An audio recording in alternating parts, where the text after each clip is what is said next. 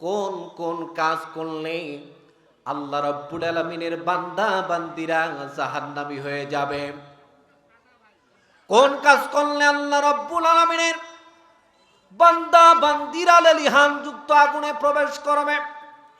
ও মুসলমান, আমরা কেউ জাহান্নামের আগুনে আমরা কেউ জ্বলতে পারবো নাকি?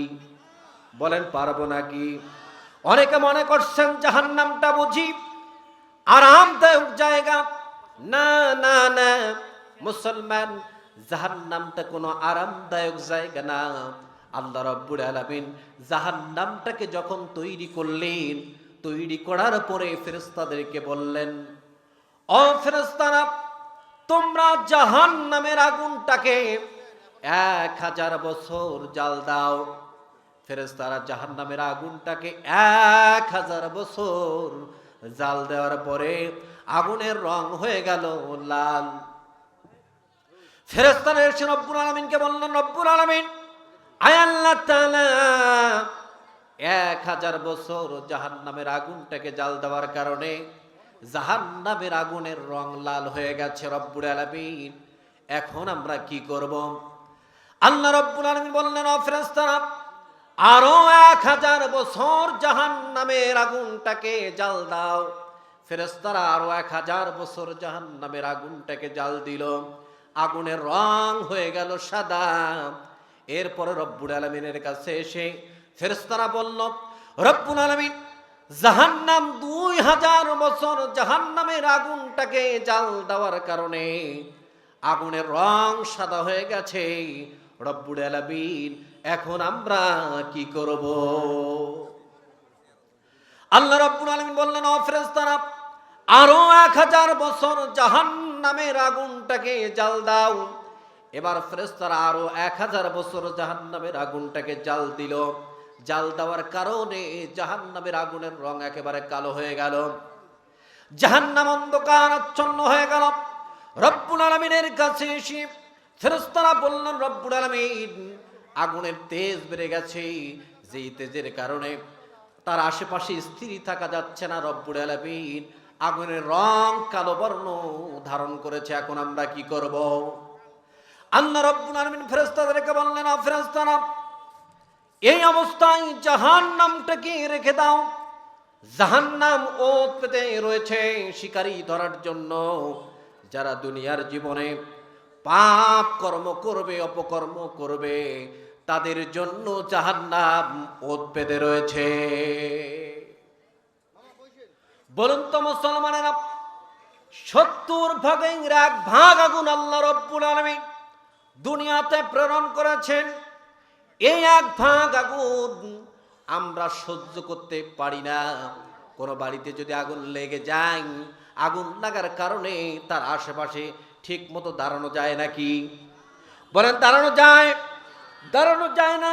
মুসলমান, যেখানে 70 ভাগের 1 ভাগ আগুন সহ্য করা যায় না, মৃত্যুর পরে যারা জাহান্নামী হয়ে যাবে, তারা কিভাবে জাহান্নামের আগুন সহ্য করতে পারে?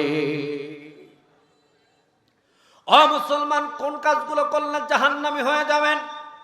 আমি আপনাদের সামনে কুরআনুল কারীমের 3 নম্বর সূরা আল ইমরানের 130 নম্বর আয়াত আপনাদের সামনে তেলাওয়াত করেছি।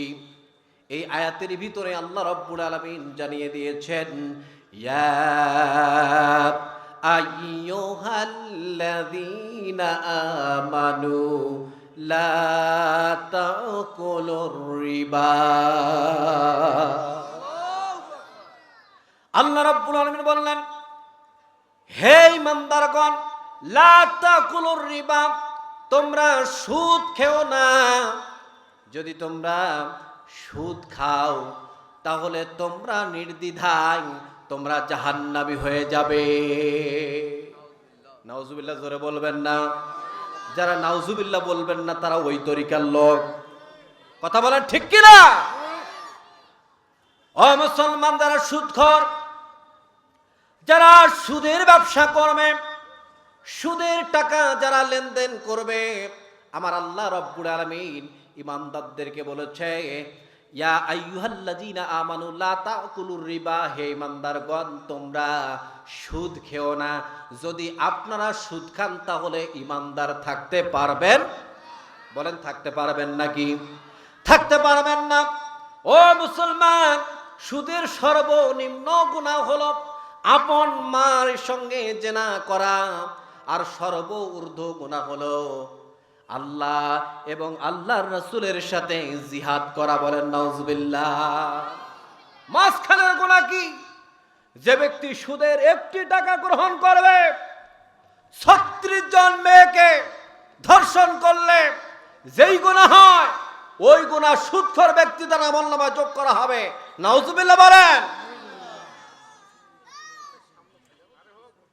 যারা 100 টাকা সুদের গ্রহণ করবে, 3600 মেয়েকে জিনা করলে যেই গুনাহ হবে, আল্লাহ রাব্বুল আলামিন 4 জন ব্যক্তির আমলনামায় সেই গুনাহ লিখে দিবেন। কয়জন ব্যক্তির? বলেন কয়জন? 1 নম্বর হলো যিনি সুদ নেয়, 2 নম্বর হলো যিনি সুদ দেয়, 3 নম্বর হলো যিনি সুদের টাকা লিখে রাখে, 4 নম্বর হলো যিনি সুদের সাক্ষী হয়। এই 4 জন ব্যক্তির আমলনামায় এই গুনাহগুলো লেখা হয়। কি লেখা হয়? কি হয় না? তাহলে সুদের গুনাহ। এখন আমরা তো এই 1000 টাকা যারা সুদের টাকা গ্রহণ করেন, 36,000 জিনার গুনাহ লেখা হয়।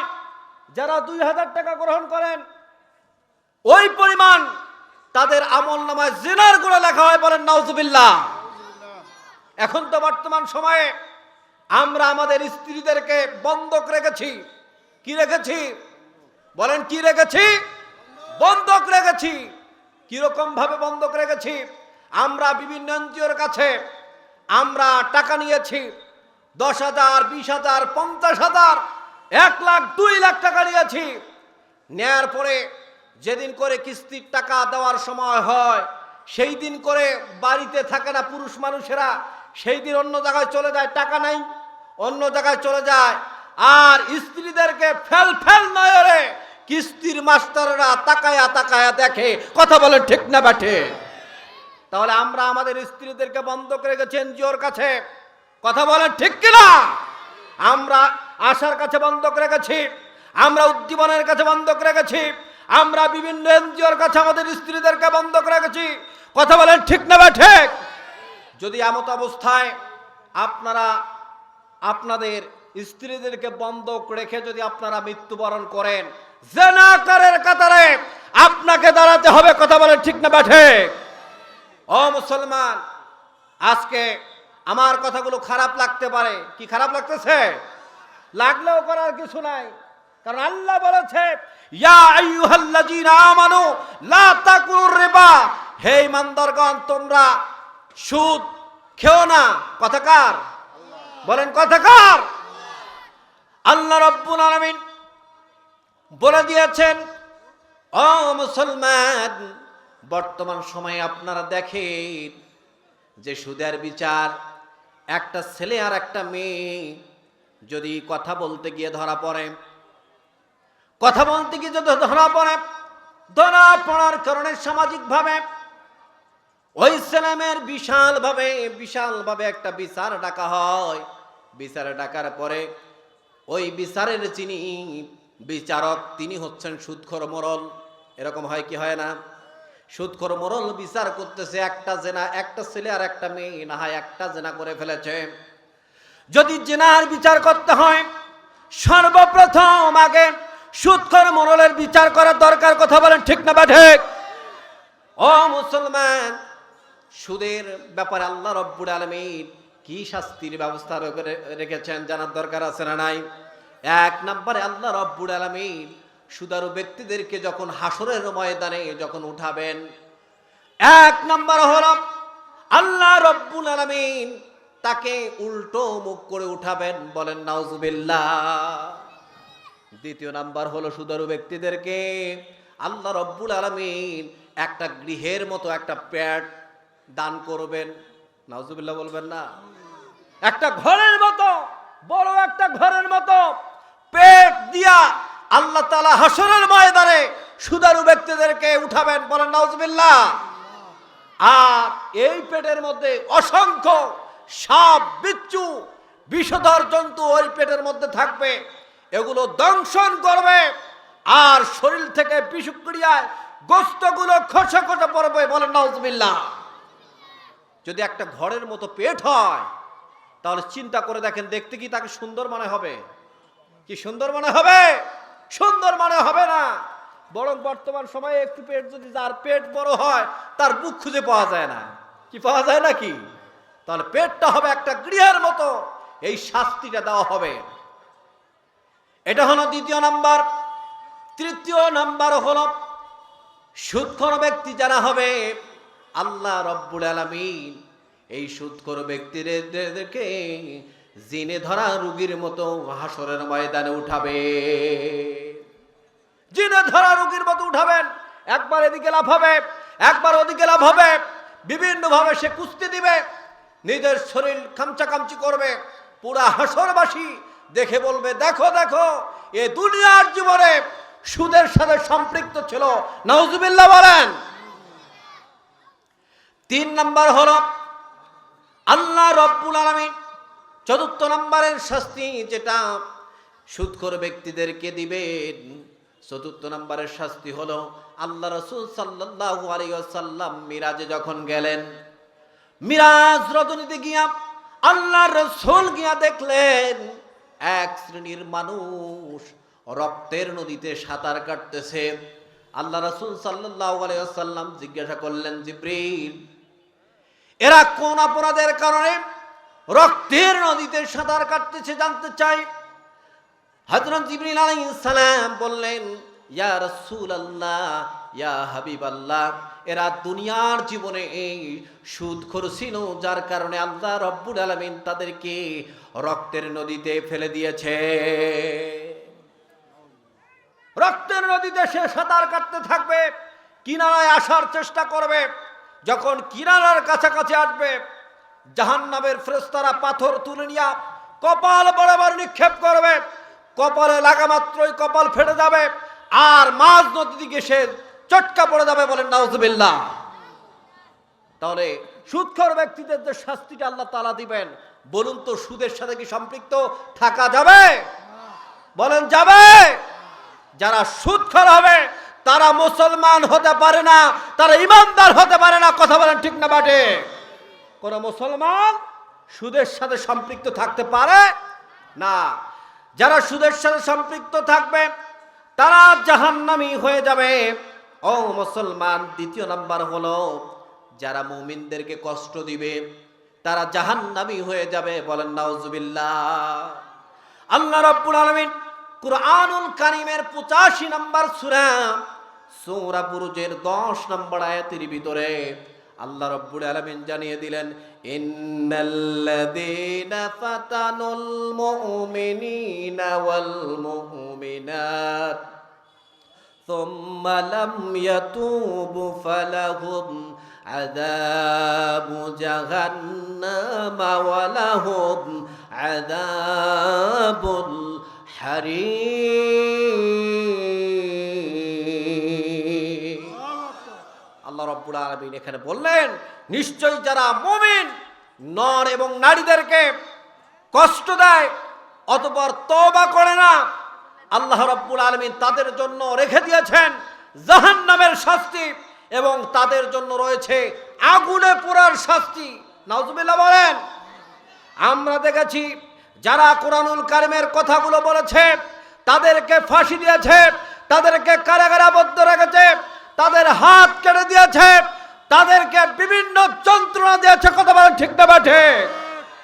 এমন কি আমরা দেখেছি, আমাদের চোখের সামনে আমরা দেখেছি যে কোরআনুল কারীমের হক কথা বলার কারণে স্টেজে পর্যন্ত বাধা দিয়েছে, স্টেজে পর্যন্ত আলেমদের গায়ে হাত তুলেছে। কথা বলেন ঠিক না বাঠে? আমরা আজকে এই দামুর সাকলার এই মাহফিল থেকে জানিয়ে দিতে চাই, একজন ইমানদারের উপর যদি আর হাত উঠে, আমরা এখান থেকে জানিয়ে দিতে চাই, আমরা চুপ থাকবো না, আমরা ব্যবস্থা নেব, আমরা প্রয়োজন বোধে বুকের তাজা রক্ত ঢেলে দেব। তারপরে কোন ইমানদার কোন আলেমের গায়ে আমরা হাত তুলতে দেব না। কারা কারা রাজি আছেন দু হাত তুলে আল্লাহ রাব্বুল আলামিনকে দেখা। লিল্লাহে তাকবীর, হাত নামান। আমরা মূলত ইমানদারদের ব্যাপারে যদি ইমানদারের উপর হাত উত্তোলন কেউ করে, যদি কোনো প্রকার শাস্তি দেয়, আমরা সেই ব্যাপারে অবশ্যই পদক্ষেপ গ্রহণ করব। কথা বলেন ঠিক কিনা? কি ভয় করেন নাকি? বলেন ভয় করেন? ভয় পাওয়ার কোনো কারণ নাই, কারণ ইমানদাররা ভয় করে কাকে? বলেন কাকে ভয় করে? আল্লাহকে ভয় করে। আল্লাহ ছাড়া কোনো ইমানদার কোনো মানুষকে ভয় করতে পারে? যদি ভয় করত তাহলে মৃত্যুর সময় এখানে ফাঁসির কাস্টে যখন তাকে ঝুলানো হবে বলেছিল প্রাণ ভিক্ষা চাও, তাহলে তোমাদেরকে ছেড়ে দেব। একজন মধ্যে মুজাহিদও প্রাণ ভিক্ষা চায় নাই, হাসতে হাসতে ফাঁসি বরণ করেছে, শহীদ হয়েছে, কিন্তু বাতিলের কাছে মাথা নত করে নাই। কথা বলে ঠিক না বাঠে? এটা আমরা দেখেছি। যারা ফাঁসি দিয়েছ তাদের জন্য বলতে চাই, যারা কষ্ট দিয়েছ তাদেরকে বলতে চাই, আল্লাহ তাআলা বলেছে তোমরা মুমিনদেরকে কষ্ট দিয়েছ, ইমানদারদেরকে কষ্ট দিয়েছ। সুযোগ আছে, যদি তওবা করে ফিরে আসো তাহলে আল্লাহ ক্ষমা করবে, আর যদি তওবা করে ফিরে না আসো তাহলে তোমাদের জন্য রয়েছে জাহান্নামের শাস্তি। কথা বলেন ঠিক না বাটে? কে বলেছেন? বলেন কে বলেছেন? আল্লাহ তাআলা বলেছেন।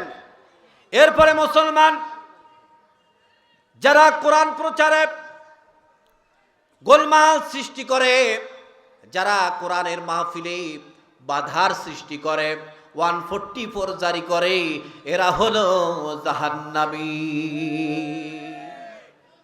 যারা কোরআনের মাহফিলকে বন্ধ করে দিতে চায় তারা কারা? আল্লাহ রাব্বুল আলামিন কুরআনুল কারীমের 41 নম্বর সূরা হামিম সিজদার 26 নম্বর আয়াতের ভিতরে আমার আল্লাহ রাব্বুল আলামিন জানিয়ে দিলেন, ওয়াকালাল্লাযীনা কাফারু লা তাসমাউ লিহাযাল কুরআনি ওয়ালগাউ ফীহি লাআল্লাকুম তাগলিবুন। এখানে আল্লাহ তাআলা বললেন ওয়াকালাল্লাযীনা কাফারু, আর কাফেররা বলে লা তাসমাউ লিহাযাল কুরআন, তোমরা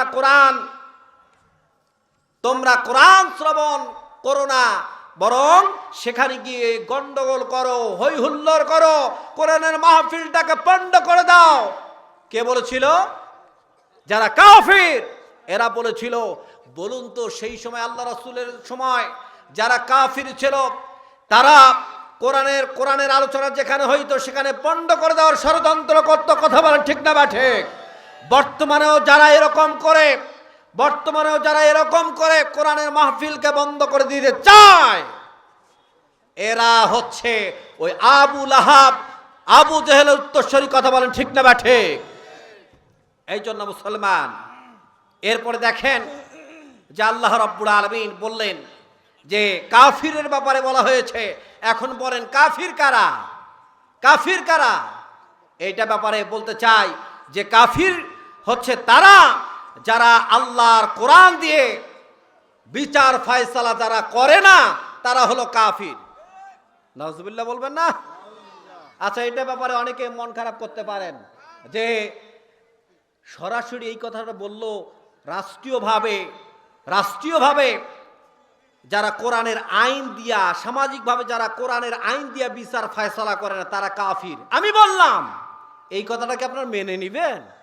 অবশ্যই না, কারণ আমার কথাতে আপনারা মেনে নেবেন না।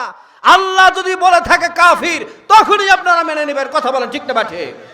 আল্লাহ রাব্বুল আলামিন কোরআনুল কারীমের 5 নম্বর সূরা মাইদার 45 নম্বর আয়াতের ভিতরে আল্লাহ রাব্বুল আলামিন বলেন, ওয়ামান লাম ইয়াহকুম বিমা আনজালাল্লাহু ফাউলাইকা হুমুল কাফিরুন। সূরা মাইদার ভিতরে আল্লাহ তাআলা বলে দিয়েছেন।